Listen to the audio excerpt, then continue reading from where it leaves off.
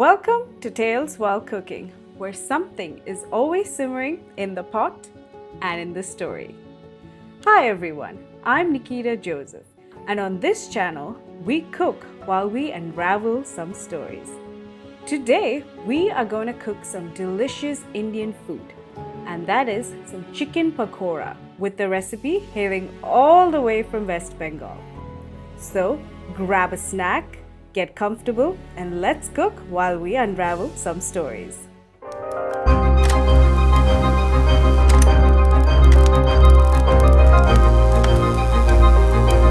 So, my first story for the day is from the Reddit user NoCardiologist1353. My son has been staring at something behind me since the day he was born. June 18th was both the best and the worst day of my life. Due to health concerns, my wife had been scheduled for a C-section. My heart filled with joy as the nurses gently handed me my newborn son as I sat in the recovery room. My eyes filled with tears as I stared into the tiny face of my now sleeping infant. Aw, so cute. I'd do anything for this child. Slowly, I tore my eyes away from him to look up to the nurse. "When can we see his mom?" I asked. Her eyes widened slightly. "They're finishing up as we speak. Don't worry, someone will come and get you when she's ready to see you." After walking me through the bottle and explaining the call button, she left with a cheery smile. "Don't be afraid to call one of us if you need help." There I was alone with my son. So many thoughts filled my mind. How I wished I had been a better man. How I longed to be a better father than mine, who had abandoned me at 12. As I stared into the angel face of my son, I felt scared, proud, motivated to be the best dad I could be. As the hours passed, my slow joy had been replaced with a new feeling. Worry. Where was Jessica? What was taking so long? Was this normal? Later that evening, a solemn doctor entered the room. "It's Grant, isn't it?" he said. "Yes, sir. That's right." "Where's my wife? What's going on?" I said as I rose to my feet.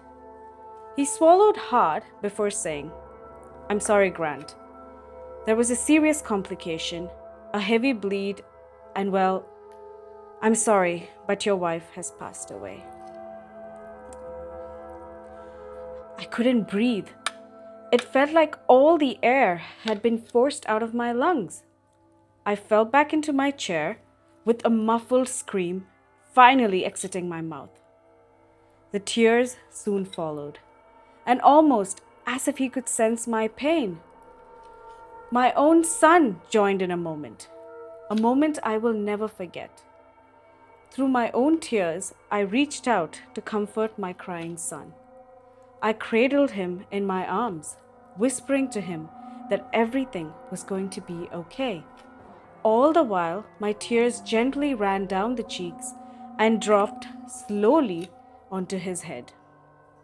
Soon, he calmed me down as he did as I held him to look out into the face. And for the first time, his little eyes opened to see the world around him.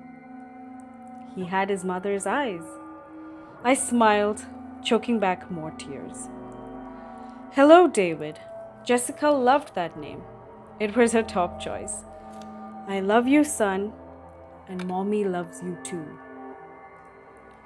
I gazed into my son's perfect face in a way that it was like staring at his mother. For a moment, hope and resolve filled my mind. My Jessica had given me a great gift. I loved David more fiercely than I ever loved anyone. I promised myself there I would give David the world. I noticed then something that didn't bother me at the time. David's beautiful eyes didn't look back into mine instead. but they stared off into the empty space just above my left shoulder. That was 5 years ago. It hasn't been easy being a single dad. Several years ago, I got the courage to ask my boss if I could do the majority of my work from home. Really, all that's required to work in accounting nowadays is a laptop and a good Wi Fi. My boss was gracious enough to agree when he heard my situation. Years as a corporate accountant have allowed me to afford a small home in the suburbs that is more than enough room for the two of us. David had grown into a healthy and happy little boy. Next month, he will be 5. His light blonde hair and deep blue eyes remind me so much of his mother. His smile and laughter light up any room, and my life is altogether better because of my boy. Yet something strange has been happening lately. I suppose that's why I'm writing this. Maybe someone out there will know what's happening or what I should do. Ooh, this is getting interesting. Ever since his first day of life, I noticed David staring at something behind me. When he was an infant, they told me not to worry about it. It takes time for babies' eyes to focus and identify faces from random objects. In no time, I should notice him doing it less and less. When the doctor said this, I was relieved. But the only thing that's not is what happened. He never stopped. As a 1-year-old, he would look vaguely in my direction, but as I get closer, it was clear he was looking behind me, not at me. He would adjust when I talked to him. I'd say, "Hi, David." His eyes would shift from looking over my shoulder to looking into my eyes. "Hi, Dada," he would say with a smile. But as I lost his attention, his gaze would move behind me. He would just stare at nothing every now and then, and again he would smile at nothing. Shake his head yes and yell, "Yeah!" or shake his head no and yell, "No, no!" This concerned me as a first-time parent. I had no idea that was normal toddler behavior and what wasn't. I remember that at one point, out of pure curiosity and uncertainty, I called my deadbeat mom.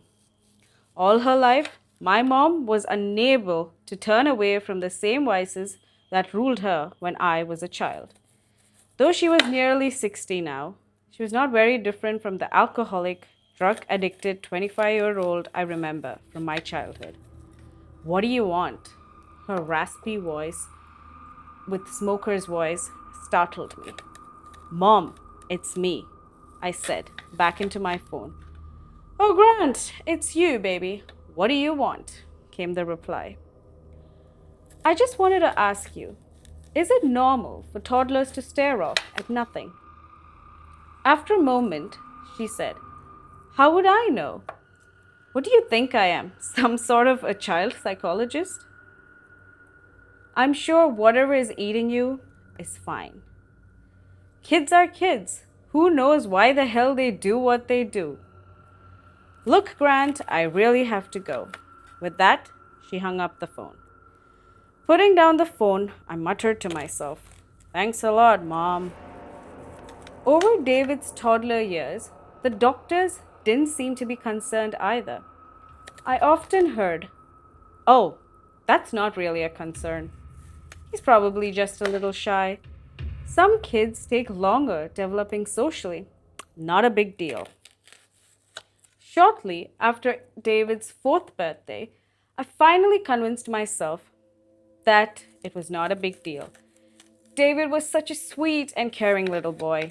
He wasn't antisocial, though it was difficult finding friends his age. Overall, he was very smart for his age. So then, why was I concerned? I needed to accept him for who he was and not try to change him. I decided then not to be bothered by it anymore. The following months were good. Work was going smoothly. I was finally starting to make some friends in the neighborhood. And David would be starting kindergarten in the fall. Life was feeling finally normal. David, up until last month, when suddenly, in the middle of the night, I heard quiet whispering coming from David's room. Rubbing the sleep from my eyes, I slowly walked into the short hallway from my rooms to David's. I cracked the door open as quietly as I could. Just in case I misheard, I didn't want to wake him. His dark room was gently lit by a little night lamp, which cast strange shadows on the walls. My body tensed up slightly as I saw David. He sat on the floor, back to me, and the door as he stared into an empty corner of the room.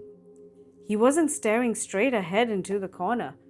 Rather, his head was looking slightly up as he stared off at something near the ceiling. He was whispering. I heard him say things like, "I'm glad you're here. Can I come with you? Do you want to play?" I was creeped out. I felt certain he must be sleepwalking. Although, what is creepy nonetheless, I quietly opened the door further before saying, "David, what are you doing? It's past bedtime. We can play tomorrow." He went quiet and didn't move.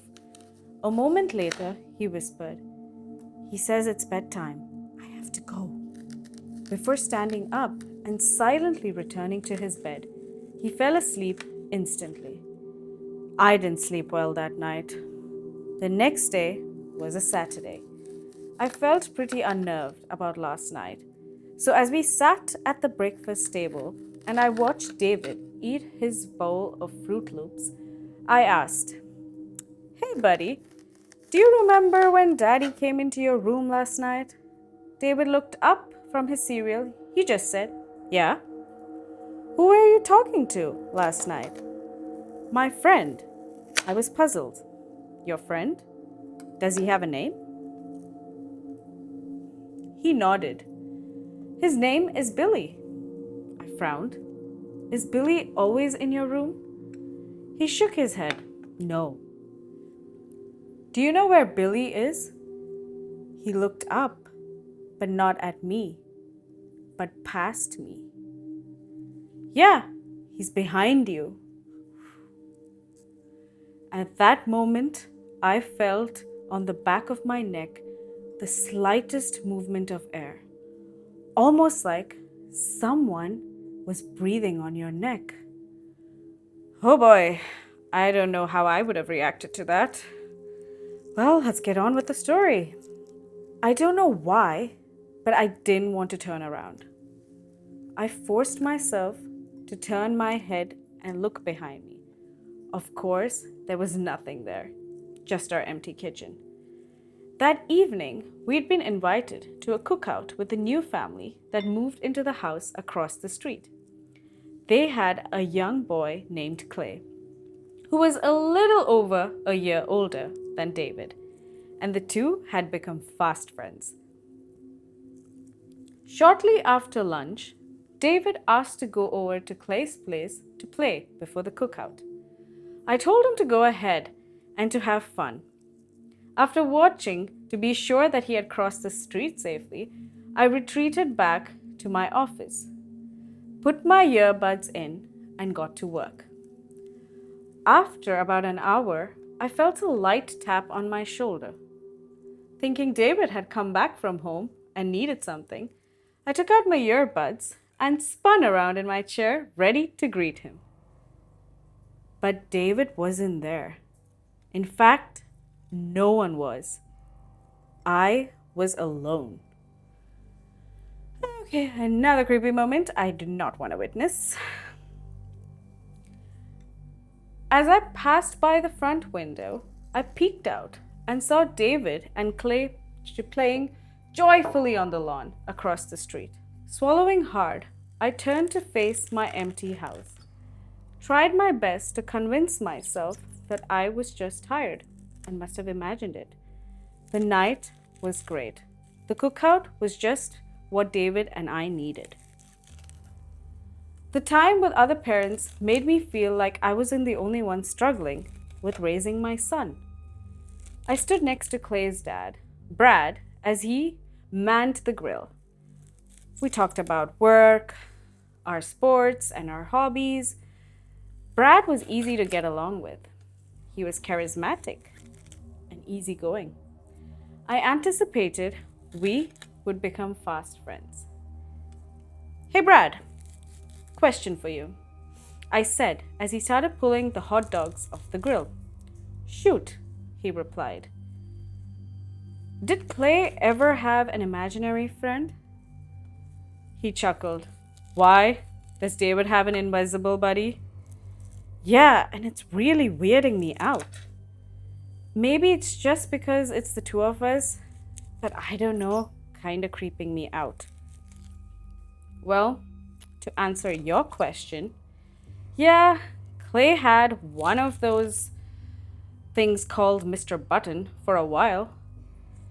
I got a buddy who's a counselor, and he's pretty normal and can actually help their imagination develop. So I wouldn't worry too much about it. I nodded. Thanks, man. That helps. I'm sure my wife would have known what to do, and I don't know.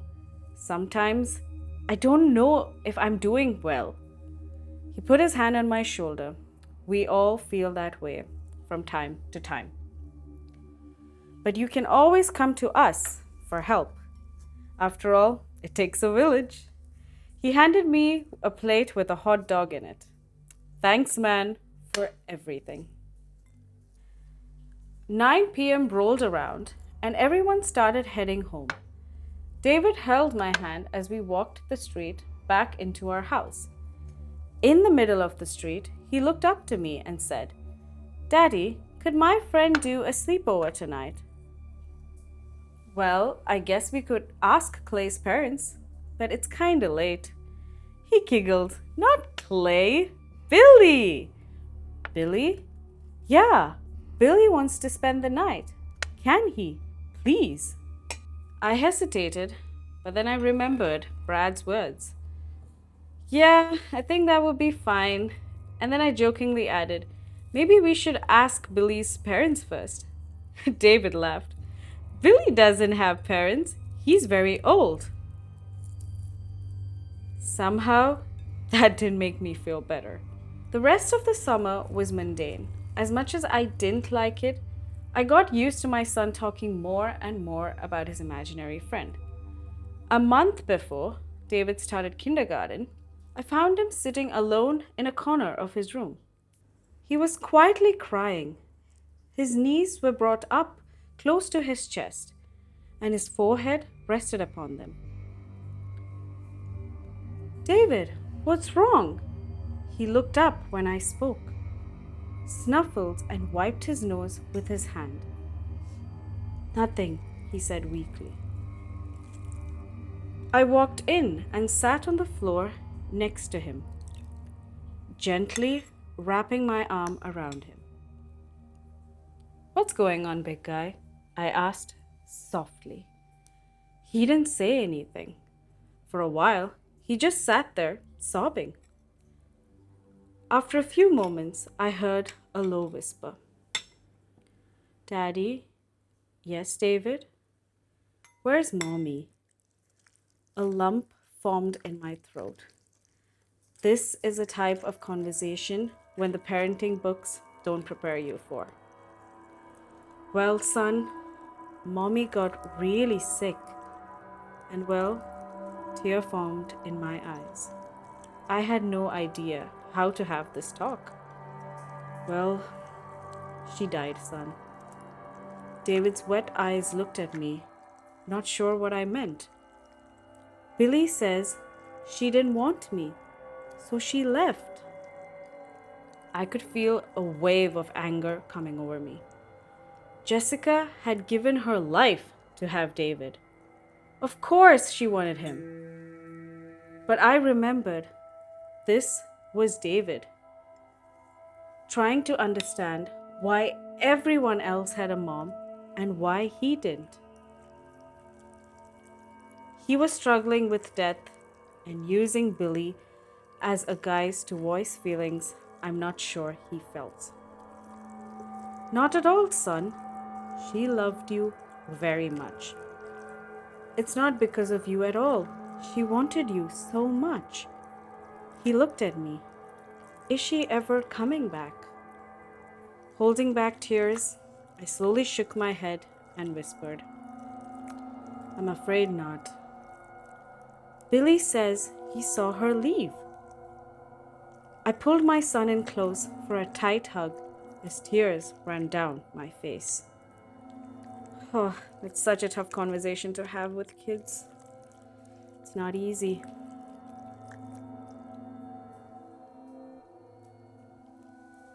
It's not true, David. Billy wasn't there. Mommy loved you very much, and so do I. He hugged me back and said, I love you too, Daddy. The last few weeks of summer, a change took place in my son. David had always been a shy kid, but he had become downright quiet. He spent less and less time with Clay and the other kids in the neighborhood, and more time wandering the halls of our room in our home. As I drove him to the kindergarten for the first time, it dawned on me that David had become something completely different. He rarely looked at me or anyone else in the eye. He simply stared at the ground. My heart broke as I looked at my son in the rearview mirror. He reminded me of another little boy, a little fatherless boy whose absent mother didn't care. A little boy who shut himself off from the world. Seeing my son like this reminded me of myself. Hey buddy, you're gonna have so much fun and meet so many new people today. And when you get home, how about you and I go to the park? He just stared out the window. Okay, he replied. After dropping him off and returning to my car, I sat there in the parking lot. I hoped beyond hope that David would forget about Billy as he met new friends at school. For the first couple of weeks, it seemed like that was the case. His mood lightened. He smiled more. I felt like I'd gotten my little boy back. That is until I got a phone call. Hello, Grant. This is Miss Perkinson from your son's school. David is currently sitting in my office at the request of his teacher, Mrs. Williams. It seems he has been upsetting his fellow students. If you are available, could you please come and pick him right up? I'll be there, I said barely, masking my confusion. What was going on? David had never acted in this way before. What was happening to my son? As I got into my car, I couldn't help but think of my wife. I miss you, Jess, I whispered aloud. David could really use a mom right now. As I entered the principal's office, I saw my son sitting silently in a chair, staring at the ground. Across the desk sat Miss Perkinson, who was tenderly trying to encourage him to speak. He looked up at me when I walked in before his eyes moved to the empty corner across the room, where they remained fixated. Miss Perkinson stood and walked to me. In a whisper, she said, "Thank you for coming, Grant. David has been drawing some rather disturbing pictures." She handed me a folded piece of paper. He won't listen to his teacher. Normally, he's such a good boy. This is very unusual. We're hoping some extra time with his dad will help. Thank you, Miss Perkinson. I'll take it from here. Turning to David, I said. Hey, buddy, we are going to spend together. How's that sound? He stood up, but his eyes didn't leave the corner until I reached for his hand. As we walked out of the school, I unfolded the paper Miss Perkinson handed me. While the chicken pakora is getting air fried, why don't we continue with the story while I clean up? On the paper was a crude drawing of 3 stick figures. It looked like it was drawn in anger. The crayon strokes looked like they pushed hard and aggressively. 2 of the figures stood together holding hands. There was a little boy with a wide smile on his face. The other was an extremely tall figure, completely black. Its arms and legs were far longer than its torso. Further down on the paper was clearly a sad body covered with red blots. I looked down at my son. David, did you draw this? He stared at the ground and shook his head. No, Billy did. I swallowed and asked, Is that you and Billy holding hands? He nodded. And the other one is me? He sniffled before nodding.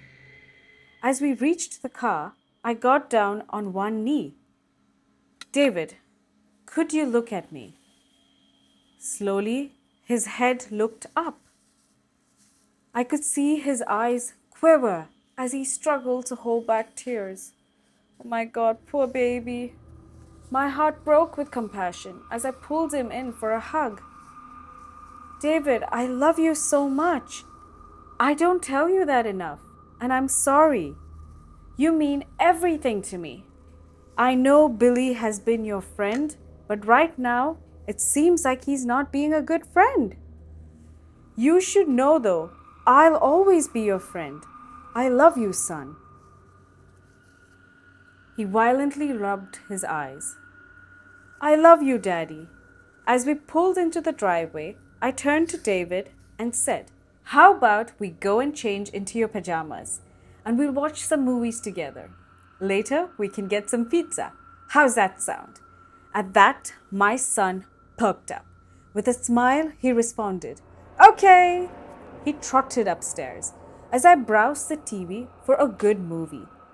A moment later, a loud scream broke through the house. Adrenaline shot through my veins as I sprinted upstairs, bustling through the bedroom door. I shouted, David, are you okay? I saw him lying in the corner. His body shook with uncontrollable tears. I cried and I rushed to him, gently turned him over to see his face. The left side of his face was deeply bruised, and a thin stream of blood flowed from his lip. David, what happened? Through tears, he said, Billy's mad. What? I declared. I told him I don't love him anymore, and now he's mad. My body shook with anger. As I sprung to my feet, I turned and screamed into the empty room. Who's there? Get the hell out of my house. Leave us alone. In my rage, I kicked the ball that sat in the middle of David's floor. It sailed through the air and landed in the open closet. My rant continued. Soon, my anger lessened and I stopped shouting to catch my breath. In the momentary silence, I heard a noise. I spun around in time to watch the ball that I had kicked slowly roll out of the closet. Every hair on my body stood up. Without taking my eyes from the closet, I reached around for the baseball bat that lay under David's bed. My fingers found it, and taking it, I viciously swung it around in the small closet. There was nothing there. The bat bounced off the wall in the back. I pushed aside the hanging clothes and found nothing. I turned back to see David, and as I did, I felt impossibly strong fingers wrapped around my neck. I grasped for air but didn't find any. Panic began to fill my mind as a cruel, cracked whisper from behind. He belongs to me. The room erupted with deep, gurgled laughter as I struggled for air. Then suddenly, the fingers released through the laughter. Then suddenly, the fingers released, though the laughter remained. Air flooded into my lungs as I fell into my knees. I glanced behind me and saw nothing. Oof, the air fried chicken pakoras are ready. And as this dish comes to an end, so is our story. Let's continue. Then I looked at my son, who cowered into the corner. His hands tightly covered his ears as he tried to drown out the laughter. In a moment, I reached him. I carried him in my arms and dashed into the stairway. The laughter continued throughout the house.